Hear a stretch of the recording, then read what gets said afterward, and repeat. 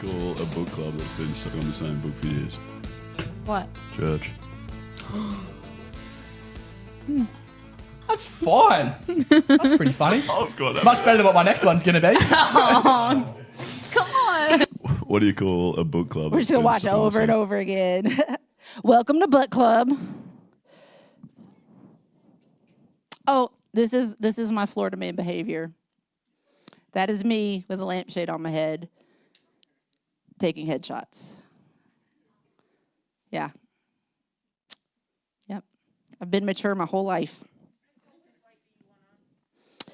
I don't care. What lights do you guys want on? This one.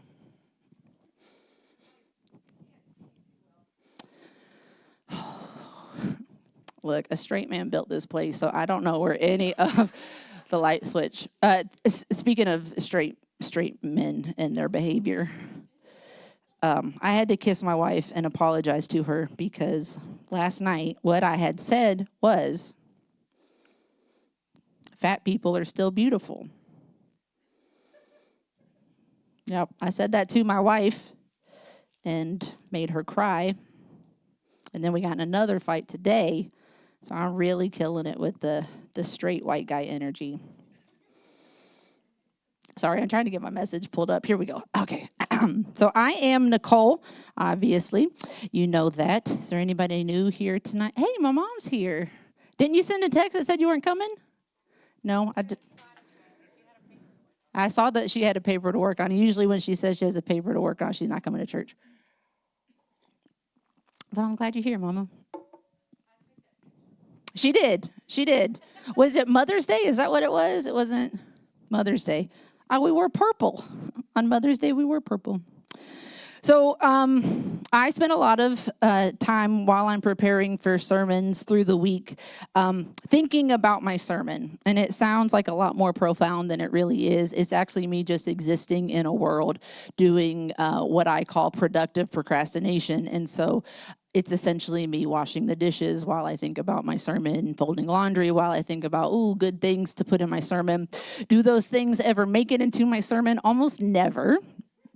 But this week, one does. On Sunday, I started thinking about my Florida Man series. Nothing biblical, nothing spiritual, but just wondering how many misfits are actually from Florida. And there were only a few people that came to mind. So just real quick, how many of you are actually from Florida?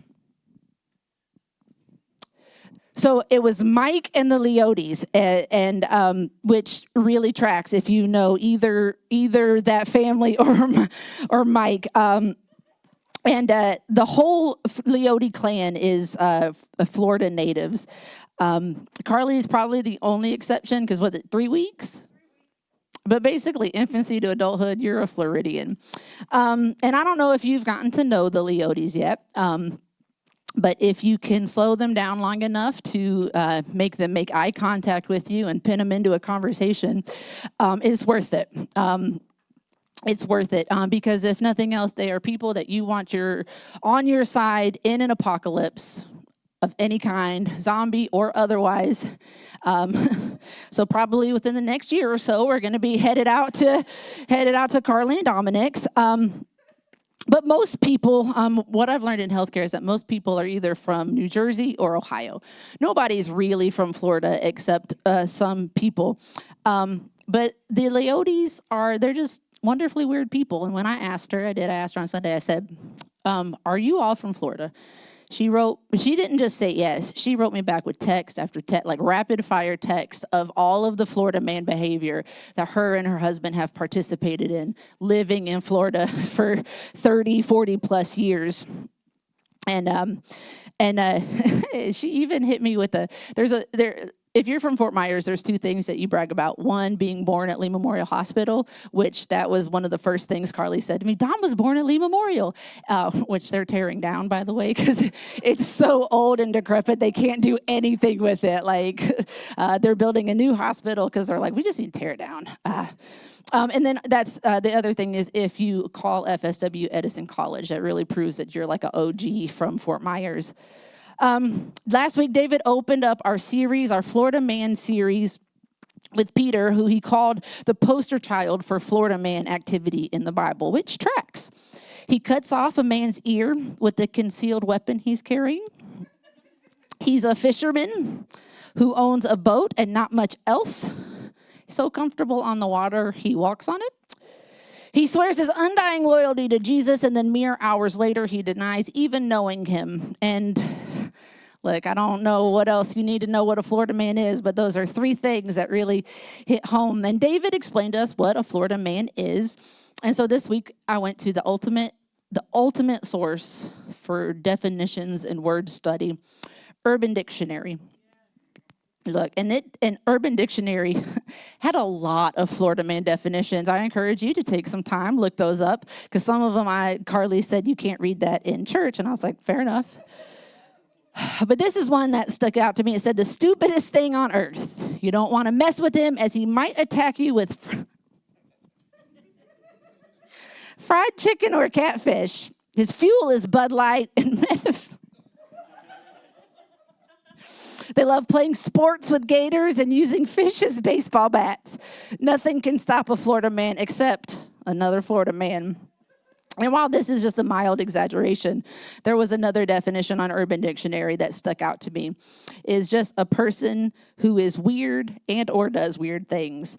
And if you've ever read the Bible, if you've ever gotten to verses like Ezekiel 23:20 or 1 Samuel 18:26 through 27, I'm not reading them here for a reason, but you can go look those up and try to tell me the Bible's not weird. If you want to take a picture of that, go look those up at your leisure.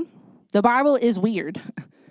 The Bible is full of people who are weird and or just do weird things. And it can be difficult to read. Has anybody ever tried to read the Bible from cover to cover? I'm going to do it this year. No. Have you done it? Rhythm with the tism, Carly. Look, I've tried to do that, and I get to like Leviticus, and I'm like, I'm out. What is this? Even Lamentations is a tough hang.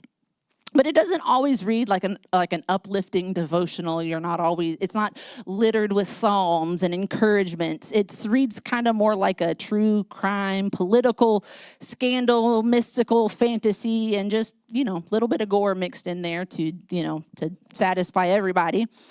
In the Bible, there are giants, hallucinations, visions that sound like a bad acid trip. There's violence, there's smut. There's people turning to salt, hands growing back, and even talking animals.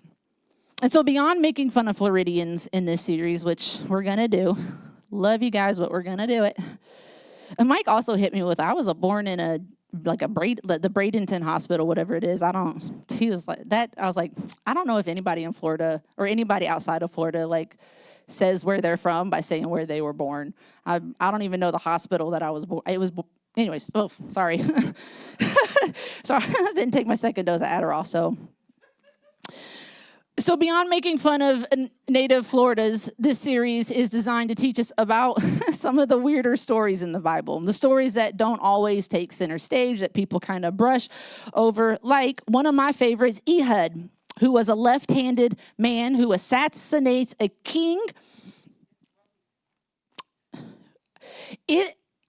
I read it again. I don't know if he's actually on the bathroom, but I think it's just the guards think that he's just on a long bathroom break. I don't know what it is, but nobody checks on him. And Ehud actually loses his sword because the king is so beautiful. Thank you, Carly. That did not help my case. Or Phineas, who throws a spear and kills a man and woman mid-coital because his community is spiraling into depravity and chaos. Also, ChatGPT helped me with these images, so you're welcome. Or that time when God commands Ezekiel to cook his food over doo-doo as a prophetic sign of how undignified life will become in exile. That one, I would be like, there's got to be a better way, God. There's got to be something else we could use as symbolism. And then Isaiah, who writes about prophesies about our coming king and all the wonderful things that will come through baby Jesus, walks around for 3 years barefoot and butt naked, warning the people that whoever trusts in empires and are coveting power instead of justice, it's warning them that trouble is coming. So I had to ask Chat GPT to put a bush around Isaiah because, like, it was like felt board and anatomy class. And I was like, no, no. I'm weird, but not that weird. Like, the Bible is weird. And I don't know why or how these stories made it into scripture, but what I believe is that the Bible isn't trying to sanitize humanity. It's not trying to show off that we got it all together all the time. The Bible simply tells the truth about humanity, about weird, messy misfits trying to survive in famine, oppression, slavery, and all the other awful things that life has to offer. I want this series to look at stories that are not always taught as Sunday school lessons, but they're raw accounts of people forgetting about love, justice, and mercy. These are stories of prophets and leaders sounding alarms when their community and their people are falling apart and they're handing themselves over to the empire. And in a beautifully weird way, each strange and unsettling story points us back to Jesus. Jesus steps into a world that has been shaped by fear, violence, and injustice, and he shows us what it looks like when we live out love, justice, and mercy, and we let those take center stage in our life. These stories are there in part to remind us to work the work that Jesus calls us to love people, to pursue justice, to practice mercy, especially when the world feels like it's gone full Florida man. And the truth is that Florida man behavior isn't limited to the 21st century. It's not limited to just us because somebody somewhere came up with the headline Florida man. And tonight I'm preaching from the book of Judges, which could very well be called the Florida man book of the Bible, because this entire book cycles through rebellion, oppression, the children of Israel crying out for deliverance and freedom. They get deliverance and peace and freedom, and then they get tired of peace and freedom and deliverance, and so they return to rebellion. God hands them over to oppression, wash, rinse, repeat for 21 chapters over 350 years of it. There's a reason David didn't want to preach from the book of Judges for a whole series. I get it now. It's kind of Florida man. The story we're going through tonight is kind of like an onion. It has layers. It's also not a story that gets avoided too much, but definitely preached from a different perspective than I'm taking on tonight. It has so much Florida man behavior that trying to choose a sermon title and a headline to fit this sermon was very difficult. But this is what I went with tonight. Florida woman faces danger armed only with tent peg. So we're in Judges.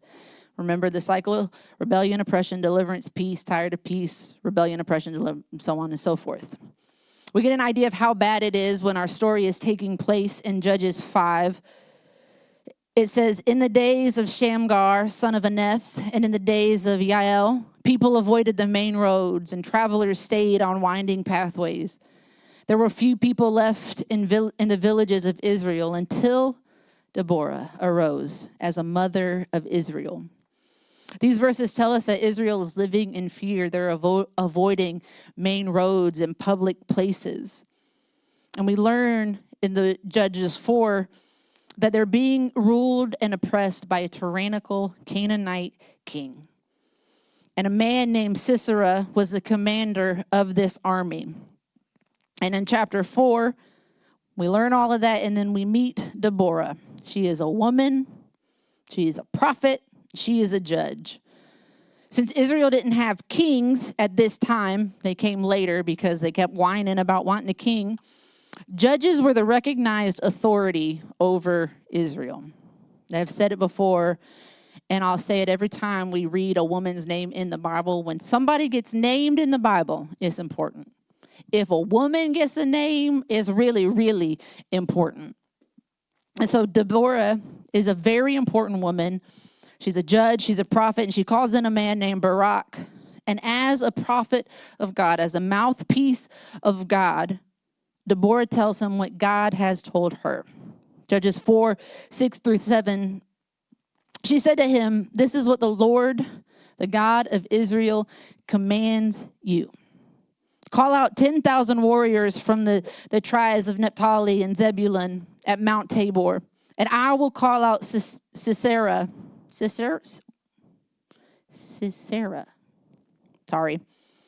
commander of Jabin's army, along with his chariots and warriors, to the Kishon River. There I will give you victory over him." This is a message straight from God. From God's lips or whatever God has to Deborah to give to Barak. This is not Deborah abusing her power or authority and forcing Barak into battle. It is God speaking to him saying, if you do as I say, you will not fail. And then we cut to very Florida man behavior. Barak told her, I will go only if you go with me. This is like a Florida man who does not trust the forecast and does not evacuate, even though he lives in Zone A. Local jokes get local work. But Barak is not just asking for reassurance. He's not just like, I know I can do this if you go with me. Barak is hesitating. This is a hesitation. God spoke.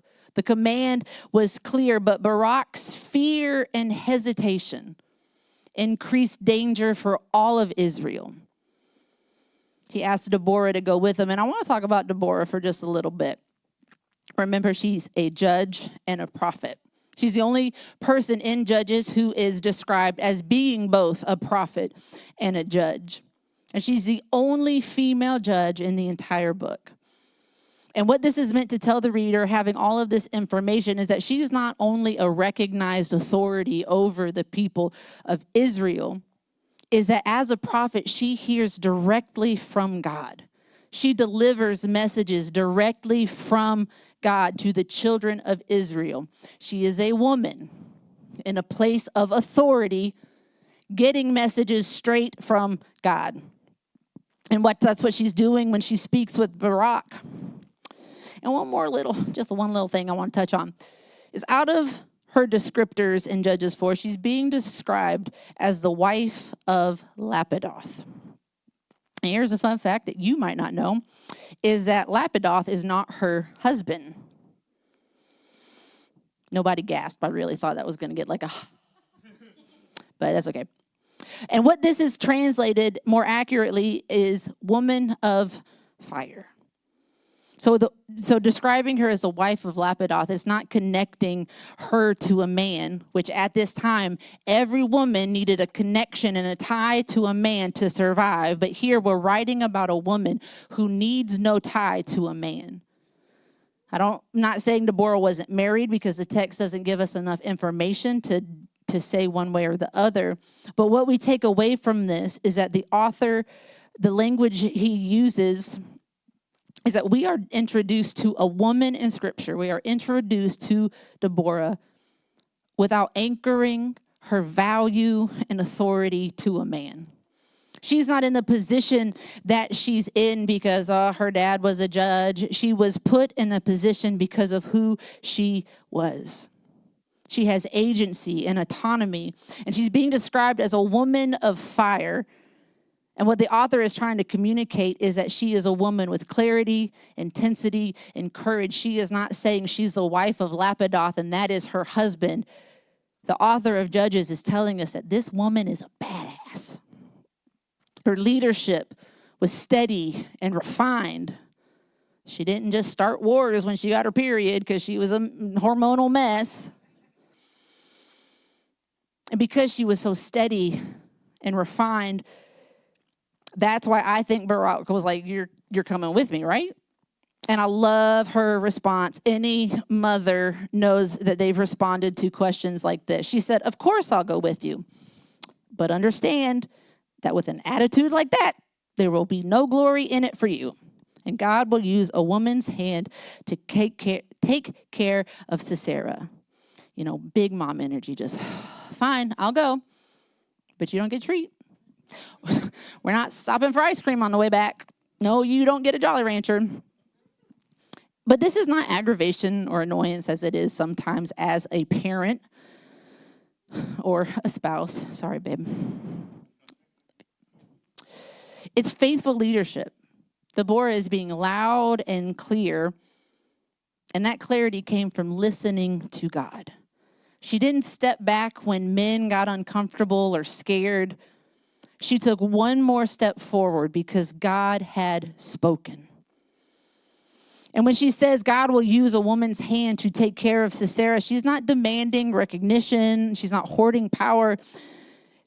But she's empowering Barak to lead, walking with him and guiding him to respond to God's call.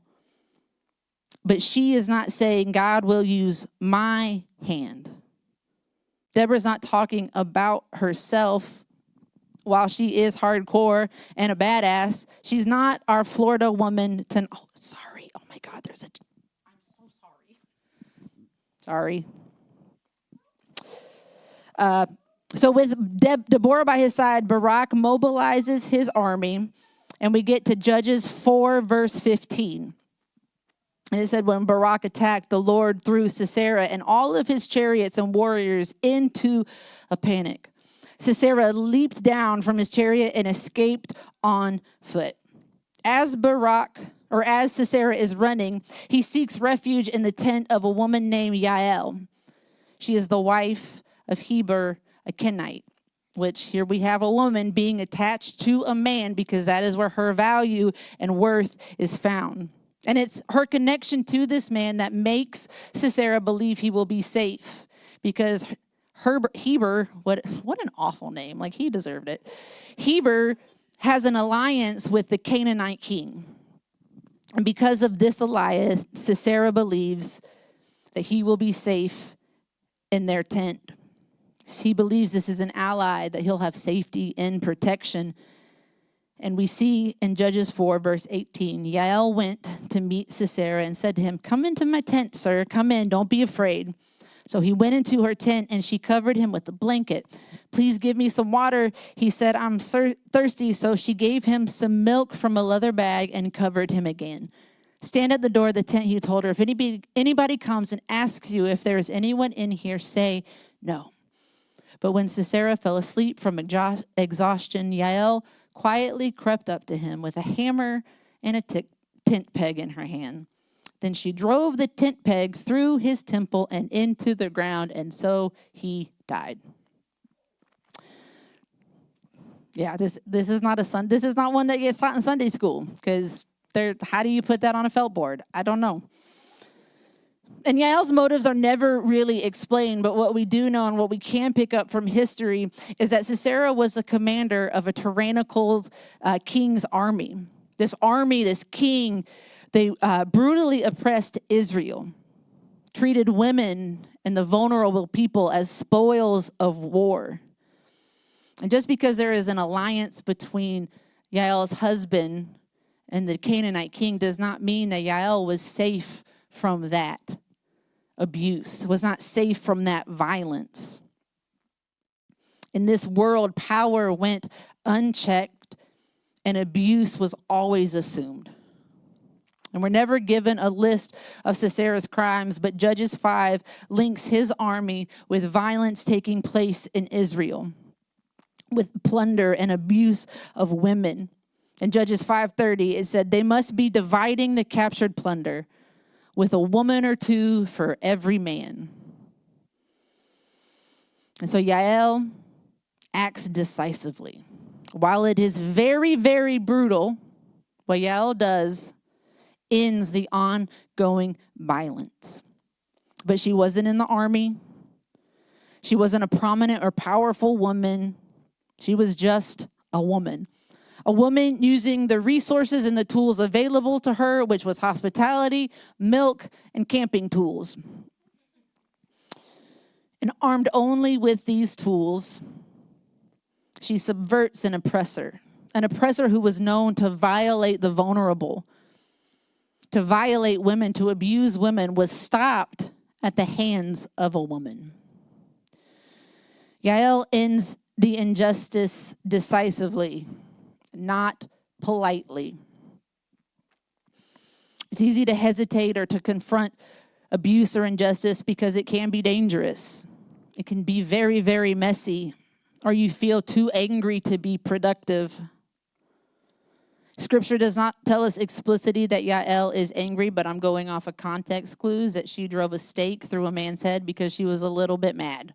Just don't get any ideas. Hide all the camping equipment. But here's the awful truth. Here's the awful, awful truth. Oppression did not end with Sisera's death. It did not end with Jesus' death. Oppression did not end with the Emancipation Proclamation. Oppression did not end on June 19th, 1865. Oppression did not end at the end of World War II. It didn't end with the Civil Rights Act and the Voting Rights Acts in the 60s. It didn't end in June 2015 when marriage equality became legal. The awful, sucky, rage-inducing truth is that it may never fully end because we love finding ways to hate each other. We love finding ways to make someone else's life harder. And the thing that we learn from Yael is God is not waiting for perfect leaders to bring justice. God moves through obedient people who refuse to look away. God moves through obedient people who refuse to look away. Some of us see ourselves in Barak. We believe God cares about justice, but we hesitate. We want more certainty. We want more clarity. We need to know there's safety on the other side. But what we learn from Barak's story is that hesitation has a cost. We don't know exactly how fatal that cost was, but his hesitation put lives in jeopardy. Because when leaders stall, when people stall, real people suffer. Faith is not waiting until obedience feels safe. Faith is not waiting for obedience to feel safe. Faith is taking one more step when love, justice, and mercy require courage. Some of us see ourselves in Deborah. We've been listening to God's voice. We've named the truth. We've called out harm and injustice. But either explicitly or subtly, we've been told to soften yourself, quiet down, stay in your lane. Deborah tells us, her leadership tells us that clarity is rooted in God's justice. Her voice, your voice, may be the very thing that calls others out of hiding and into action. That's what Deborah did for Barak. She pulled him out of hesitation and pushed him into action. And more of us probably resonate with Yael. We don't have a title. We don't have a platform. We don't have power or position. But we see that gator under the porch, and we're going to take care of it. We see the harm that exists, and we know that politeness will not stop it. Sometimes courage is simply stepping into a mess, using the tools that we have and protecting the vulnerable when others won't. Not for glory, not from rage, but from love. And to do this, we must look to Jesus. Because Jesus lived out faithful courage. Like Deborah, Jesus names the truth without hesitation, and Jesus lived his life confronting hypocrisy, exploitation, and injustice, and he did it head on. I don't for 1 second believe that Jesus wasn't scared because he was both God and human. I believe that Jesus was scared all the time. People were after him, after his life all the time. If you read the Gospels, there are chapters and verses that end with, and Jesus ran away because people wanted him dead. I believe Jesus was scared, but he moved and acted anyways. And like Yael, Jesus finishes the work. Instead of meeting violence with violence and taking a life, he offered his own. On the cross, Jesus absorbed the violence of the world, refusing to mirror the brutality of an empire. Instead, he exposes it. Love, justice, and mercy were not passive acts for Jesus. They were costly and courageous. Jesus did not dominate like Sisera, but he liberates. Jesus does not hesitate, but he keeps taking one more step forward.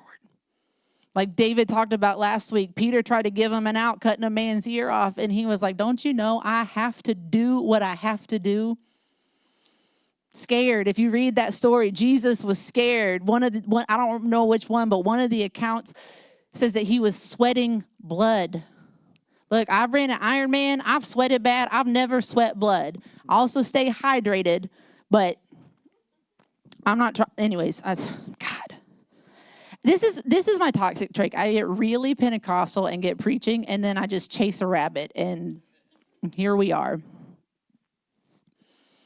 Jesus takes one more steps forward and invites us beyond spectating and invites us to follow his example.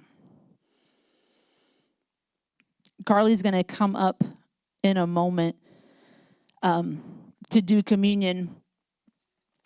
And I just want to share this, is that there are a lot of things in this world that make me angry. There are a lot of things that break my heart. But nothing really makes me as sad as that knowing when I talk about children being deported, families being ripped apart, people being murdered in the streets of America, is that I can get caught out for being too political. And it grieves me that human dignity is reduced to a political position.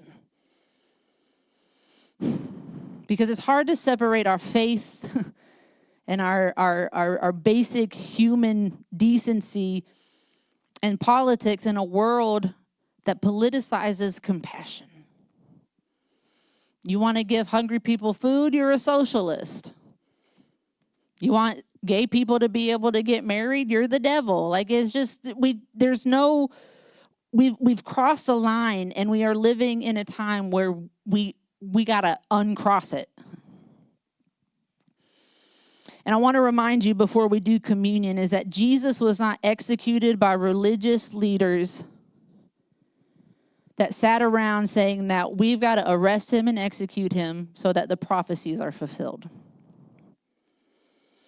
Jesus was crucified because he was a threat to power. He touched the untouchable. He ate with those who were labeled dangerous or immoral. He spoke to women and gave them agency. Jesus was executed because he challenged the violence and the greed and the unchecked authority of his time. And in a nation radicalized by religion and obsessed with control, he was considered a criminal, and that is why he was arrested. All the forgiveness, all the blood washing away our sins, that's just cherry on the cake, or whatever you put cherries on. But the reality is that he was arrested for being a threat to power. From Yael to Jesus, oppression is confronted, harm is called out, and normal, everyday people have pushed back against power. They were angry, and they used their anger along with the tools and the resources they had available to them, and they did something about it. I don't know if I'm just trying to keep myself encouraged, but I've been really into listening to podcasts and reading books and articles about people who were in resistance groups against the Nazis in World War II, and even some people of color who pushed back against the white man after the Civil War. And they all have something in common, is that they're just normal people. They're just normal people. There's one, I can't remember his name because it's in Norwegian, but it was a group of just fishermen who used the cover of taking people out to go fishing to help get people in and out of, not in Germany, but out of Germany to safe places. All under the cover, we're just normal people with our fishing rods doing fishing things. And they snuck under the noses of Nazis. They're just normal people using the tools and the resources that they had to push back against the unchecked power. We might be a group of misfits. We might not have, I don't have a platform. I stand up here like this is my platform, but there's 11 of y'all here on any given time, people watching at home, catching up on YouTube. We're just a group of misfits. But we have tools. We have resources. We are who we are. God has put us right where we are on purpose to do something about the injustice that is taking place. God has put us where we are to be defenders of dignity. And with that, I'm going to invite Carly